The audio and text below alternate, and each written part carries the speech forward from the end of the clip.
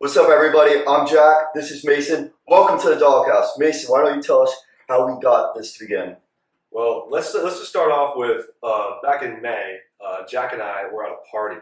And Jack and I sort of knew each other before this whole thing started. And sitting in the pool at this pool party we were at, we were just shooting the shit with sports, back and forth, back and forth, back and forth. And let's just say it got really, really heated. Wouldn't you agree, Jack? Yeah, you kind of just chimed in while I was talking to two fat kids. Yeah, that's kind of my MO. I like to chime in on random conversations. If you know me, you know that's what I do. And I remember we were talking about the top 5 NBA coaches of all time, and we disagreed. I'll tell you what, we had a pretty heated conversation. And towards the end of that party, I remember we just had a funny joke. We're like, dude, what if we started a sports podcast? And then we both looked at each other and kind of smirked, and we're like, that's not a joke. We should definitely do this. I didn't take you seriously at all. I didn't take you seriously either, man. I'm not going to lie. I mean, everyone talks about starting a podcast, but do they actually do it? No.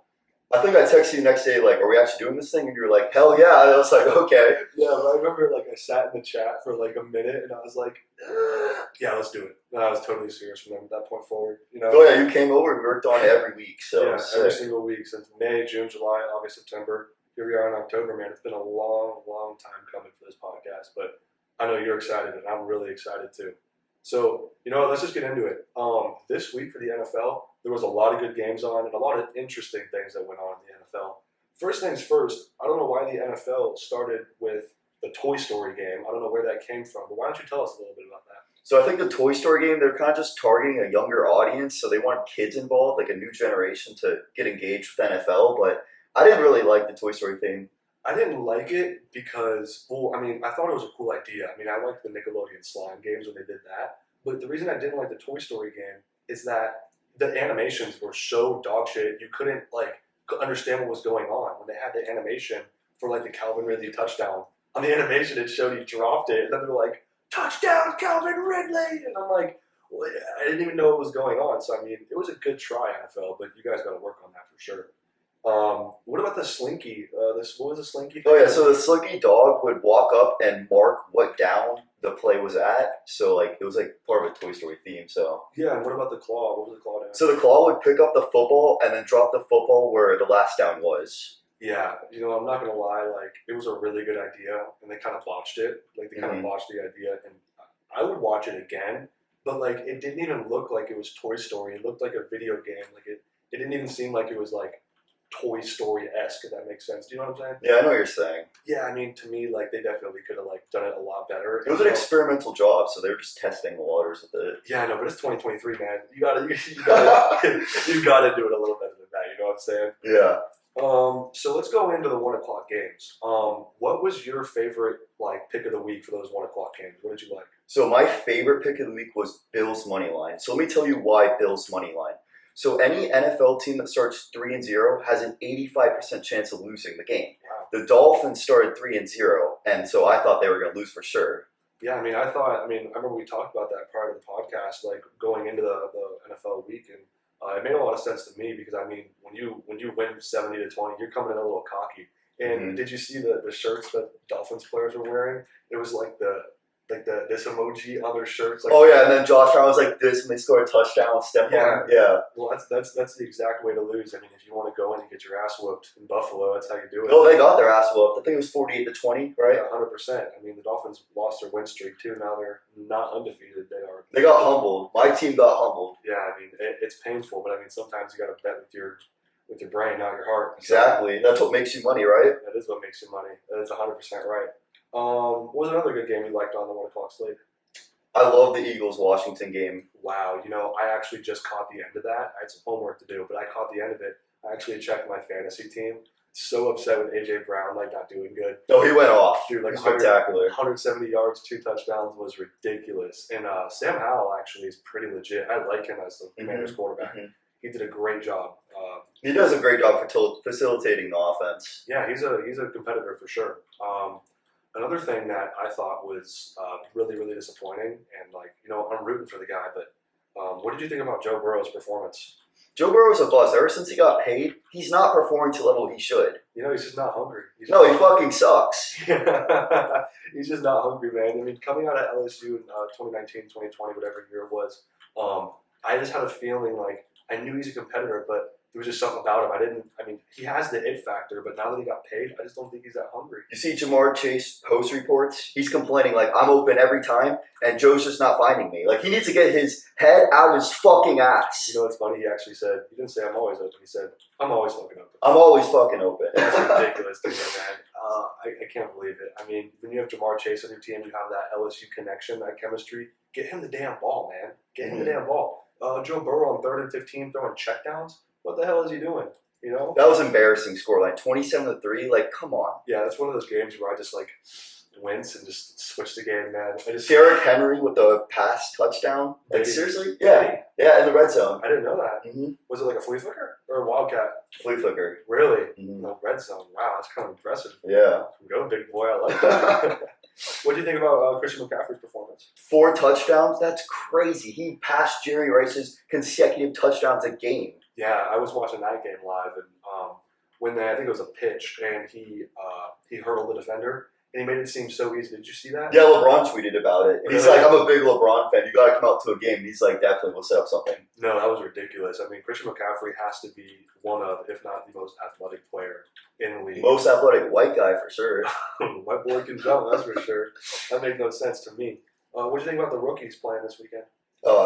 Richardson was crazy. I mean, they were down 23-0 and they came back to an overtime game. Unfortunately, they lost, but I mean, he's a rookie. You gotta good performance for him. 100%. CJ Stroud shutting up the Steelers. No one expected that. Yeah, CJ Stroud, he's legit. I think it was 30-6. Like, what the fuck? I'll admit my wrongs.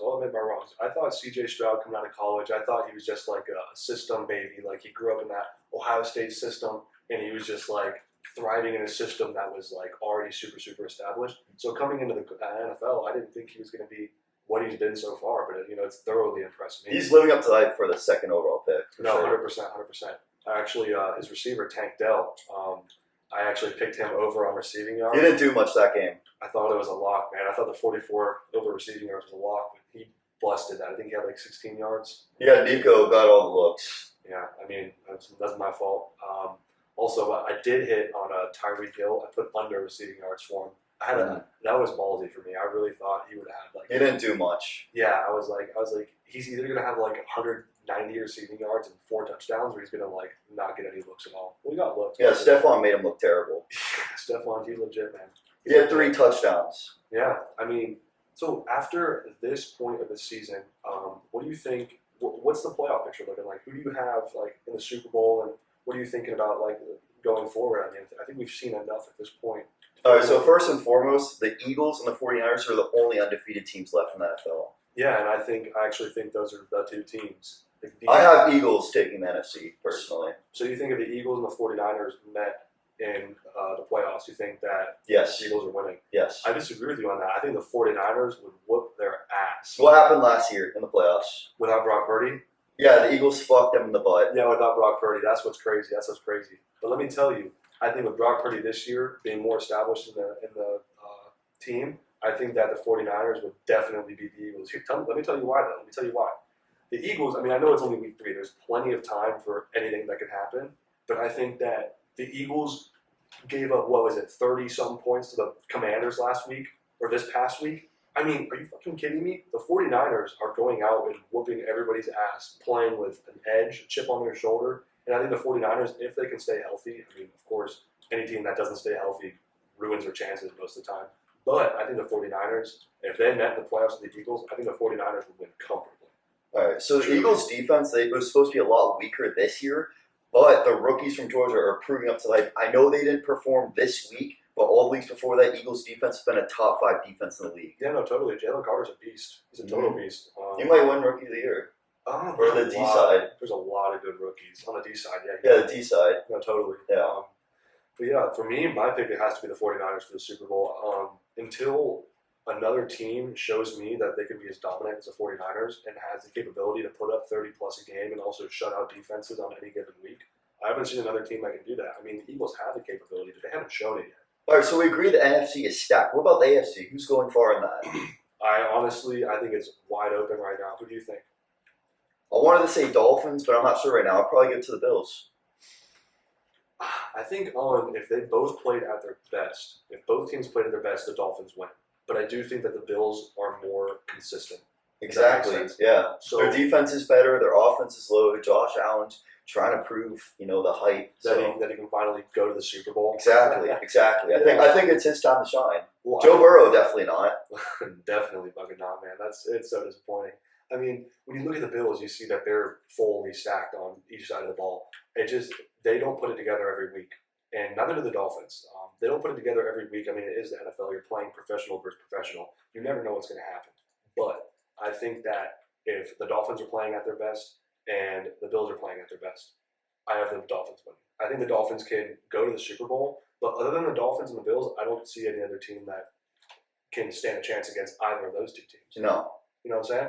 Mm-hmm. No, I'm definitely with you. Now, what did you think about the Sunday Night Football game with Zach Wilson and Patrick Mahomes? So Zach Wilson proved a lot of haters wrong because he threw higher passing percentage than Mahomes. He did a better percentage rate, yes. So I actually did not know that. Mm-hmm. That's impressive. So the Chiefs' defense actually carried them. Yeah, they did. And they got away with a lot of bad calls. A lot of bad calls. They went up, 17-0, the Chiefs? Mm-hmm. Yeah, 17-0. And then for Zach Wilson to make those throws on the run and stuff like that, if it was the other way around and it was Patrick Mahomes making those throws, Sports Center, Bleacher Report would be on his dick. But guess what? It was Zach Wilson, and everyone wants to hate Zach Wilson. So I was watching that game last night, and Zach Wilson impressed me. And I thought he went out there and he showed out. And I mean, I know it's the Chiefs, and the Chiefs are like, they always come back and win. They always find a way to pull it out. And you have Patrick Mahomes on the other side. He's a wizard, But Zach Wilson, he impressed me. I do think the Jets got robbed, though.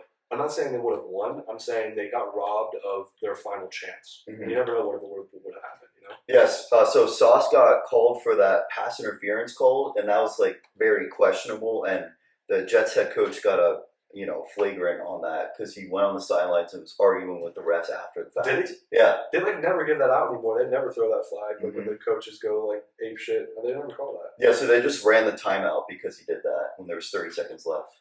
Really? Field. Yeah. What? Mm-hmm. Damn, I didn't know that. That's crazy. The one thing that I took away from that game, besides Zach Wilson's performance, was that Vegas is definitely putting their hand in most of these games.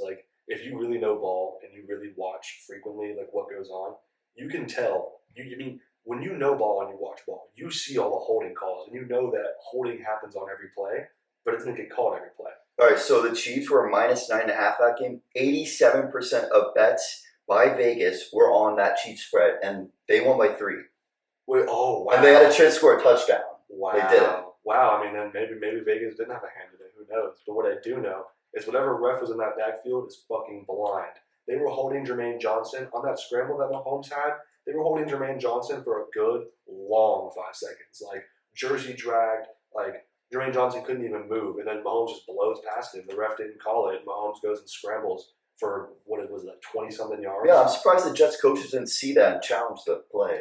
Can you even challenge I don't know. I don't know, but I don't think you can. Something had to be done like that. Yeah, no, 100%. I mean, I looked at that, and then when, of course, the announcer goes, Patrick Mahomes running for a first down. No, the fuck he didn't. Dude, Jermaine Johnson was in prison on that play. Mm-hmm. And it made no sense to me. I mean, I thought every time I watch the Chiefs, I think that, the other team got robbed, if that makes sense. I never feel like the Chiefs, legitimately, okay, no, that's a lie. That's definitely a lie. The Chiefs legitimately win a lot of games. They blew the back off the Bears, dude. They win a lot of legit games, but when it's close, I always feel like the scale is tipped in the Chiefs' favor. So what do you think of Taylor Swift showing up to the game and all that going on? I would rather see LeBron report back and LeBron ESPN. I would rather see LeBron get posted 50 times a day, how does this affect LeBron's legacy, than see Taylor fucking Swift on my timeline. I mean, I get it. They want to appeal to the Swifties, and they want all the women to start coming towards and watching the NFL. But all the women who care about the NFL are already watching it. We don't need Taylor Swift shoved in our fucking faces since she came to the game last night. I think they've gone too far. They put her face on Kelsey's icon profile picture for fantasy rosters. No, they didn't. Did they really? That's what I heard. Oh my god! Now that's horrible. That to me, if I was Travis Kelce, I'd be kind of pissed. I'd be I worked my whole career. He gained 900,000 followers this past month. 900,000? Yeah. Well, that's the Taylor Swift fans for you. I mean, shit, they pay. And his merchandise is fifth in sales for jerseys. Yeah, for NFL. Taylor Swift fans pay like $2,000 for a ticket in the nosebleeds. I mean, shit, they'll buy a Travis Kelce jersey, and then they're gonna take the stitching off the fucking. Do you think he's dating her for clout? No, I actually saw like a video. I don't know how long ago Travis Kelce said it, but it was like "fuck, marry, kill." And it was like "fuck, marry, kill," Taylor Swift, Ariana Grande, or someone else. And he like said like, "I'd marry Taylor Swift." So like, I mean, maybe this is like a planted celebrity relationship for all I know. But like, I don't think he's dating her for clout because I think he has all the clout he needs and wants. Because I mean, in the NFL world, Travis Kelce's him. We all know that. Like, he's a great receiving tight end. So I don't think he's dating her for clout. But I do think that it played a role, if that makes sense. Like, I don't think it was for clout, but I think like it was an incentive for him to like publicly go out. You know what I'm saying? How do you feel about Swift fans saying, "Oh, Taylor Swift made Travis Kelce like on the map. Like he was a nobody before." Yeah, shut the fuck up, Taylor Swift fans. You guys really don't know shit. And no, I'm not hating on Taylor Swift. Taylor Swift is a good artist. I mean, I'm not going to sit here and say she makes bad music. I like Taylor Swift's music, but NFL and Taylor Swift do not mix. They don't mix, and it's like putting oil with water, bro. It does not mix. But to me, I think it's just a load of shit. You know what I'm saying?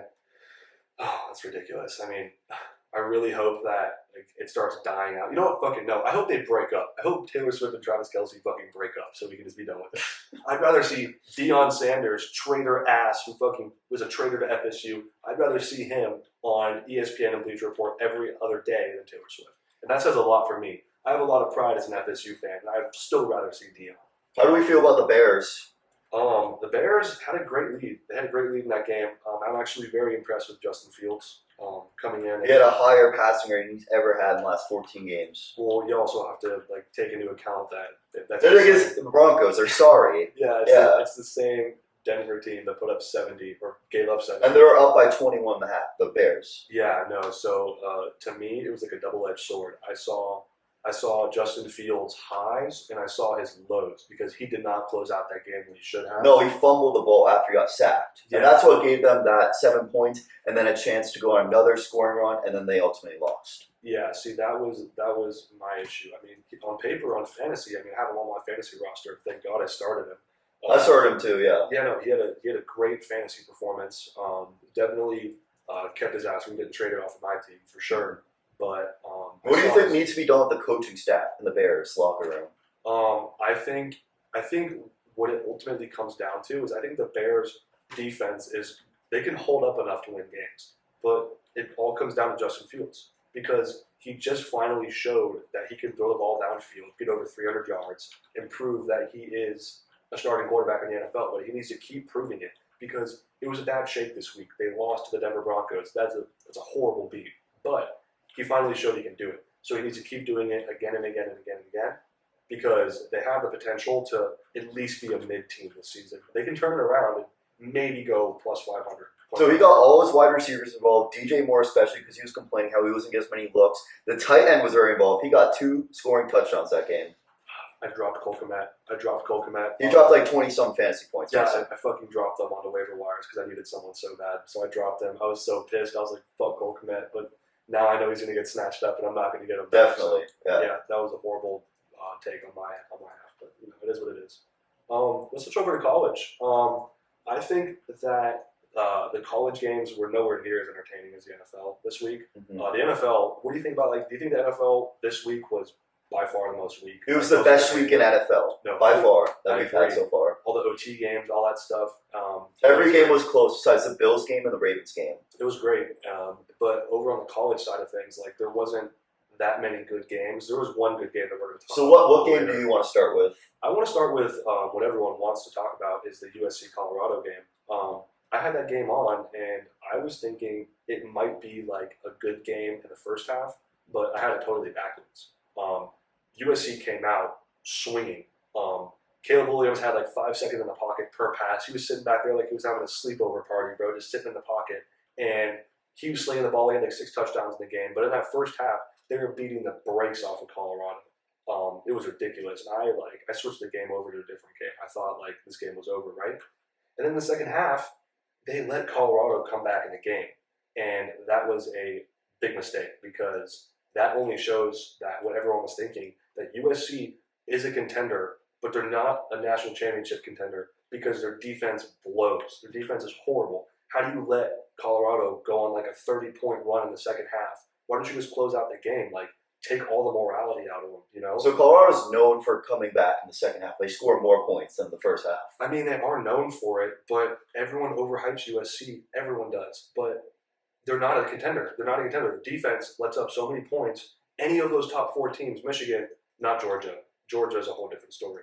Michigan, Texas, FSU, Ohio State, even Notre Dame. I think they could all put up points on USC and win that game because their defense is so horrible. On the other hand, Caleb Williams could come in and still put up more points, but I don't think they're an actual contender. So what do you think about the Georgia bias kind of ranking, how they're just way up there because of what happened last year? You know, I think that the recency bias with Georgia is ridiculous because they are not that good this year. I mean, of course, they're still a top 10 team, but they're not as good as everyone thinks they are. They barely beat South Carolina, and now they barely beat Auburn, and they're still holding that number 1 ranking over the teams that deserve it. I think Texas could be number 1. I think Michigan could be number 1. I think Ohio State couldn't be number 1, but I still think they're better than Georgia. So when it comes down to it, Georgia is a fraudulent, no doubt in my mind, a fraudulent number 1 team. Could they be in the top 4 when the playoffs come around? Maybe, but they need to prove it. They need to prove it and win those big games. When FSU went to Clemson and FSU beat Clemson at home in Death Valley, they got dropped a ranking. But They barely beat them. I mean, we didn't show out like what we could have. I think even Clemson could go out there and beat Georgia. I think Georgia is really, really shaky. I think if that Georgia quarterback went into Death Valley, I think he would have lost. So I think Jordan Travis proved a lot. Or not Jordan Travis. I think Jordan Travis proved a lot by beating Clemson, and they still got dropped. But I think if Georgia went in and played Clemson, I still think they would lose to Clemson in Death Valley. So I don't know why they're ranked as 1, but that shit should definitely be changed. Absolutely. So what do you think about the Texas hype? So last time they started 5-0, they went to a national championship, and right now they're 5-0. I think that Texas could win it all. I mean, as of course, after being like teased with Texas for all these years, like saying they're back and they're actually not. Like, I'm bought into it, but very cautiously. I have very like low bought stock in them. I like them winning it all. Do you really? Yeah. Do you really? I like Michigan after them too. I think I could agree with that. I think right now, like in NFL, it's pretty easy to see who's like ahead and who has a better chance. But in college right now, there's a lot of parity. There's a lot of equal teams who can go out and win it. So I think Texas could win it, but they're not my favorite pick. I think it's Michigan's year. So I'd put Michigan, and then I'd put Texas, then I'd put Florida State if they can continue to be consistent. They haven't been as consistent yet. But I think if they, in the second half of the season, with this 3-game stretch they have at home, if they can put it all together and keep putting it together, I have FSU as a strong college football contender. That's a good take. I think it is a really good take. I mean, we might have bias because we do go to Florida State. Yeah, I mean, as you can see. look at the numbers. Look at the numbers. I mean, they went out and strength of schedule. They beat LSU and Clemson. Clemson should be ranked. Clemson's a good team. They might have 2 losses, but they're a good football team. And we beat LSU and Clemson. We have Duke coming, who's going to be ranked. Then we have University of Miami, who's ranked, and then Florida, who might be ranked, even though Florida's fucking garbage. Talking about LSU, what do you think about that game? Highest scoring college football game? I think that was a really, really good game. I had Ole Miss winning to begin with because after watching that FSU-LSU game, I knew LSU tends to get beaten down and they kind of give up towards the end, but they did not give up in this game, and that was really impressive to me. They went out there and they showed fight, and their offense was clicking on all cylinders. I love Ole Miss. They came out as underdogs, and guess what? They beat them. Yeah, I mean, I had Ole Miss winning. I knew it would be a close game. I did not know it would be like 50 or whatever it was. Like, that was almost 100 points total on the board. Mm-hmm. That was ridiculous. The over was 60. It was like 95 some points. I mean, I would have hammered that over if I knew that was definitely, yeah, 100%. I think that LSU is a good team, but if you have big game Brian Kelly as your head coach, well, you guys already lost when you hired him because he loses big games. He always loses big games, and you guys should have known that. And those LSU fans, let me tell you what, they're fucking obnoxious. You guys deserve to lose that game. You guys always hype your team up, and you guys always fail. 2019 LSU was a fluke. Book it. You know what I'm saying? I like that take. Yeah. Fuck LSU. No, fuck LSU because you guys are like horrible fans. You guys are so obnoxious, and I'm glad that LSU went out there and beat you guys up and took all the morality out of you guys. So, I think that's it for this week, man. I think we need to wrap it up because there's a lot more to come, and there's a lot more coming for us on this podcast, and this is the very first episode of the Dawg House. There's going to be a lot more episodes to come, and I'm very excited for this to keep going. And I'll tell you what, this football season has been amazing so far, NFL and college. And I'm glad to be doing it with my partner, Jack. And this is the Dawghouse, baby. You got anything else to say before we I sign couldn't off? ask anyone better to come on the show with me. No, absolutely, man. We have a lot of big things coming. We have a lot of big aspirations for this show. And hopefully in the next week or two, we're going to have a pretty special guest on. So I hope you guys are excited for that. And with that being said, let's sign off, baby. See you next week.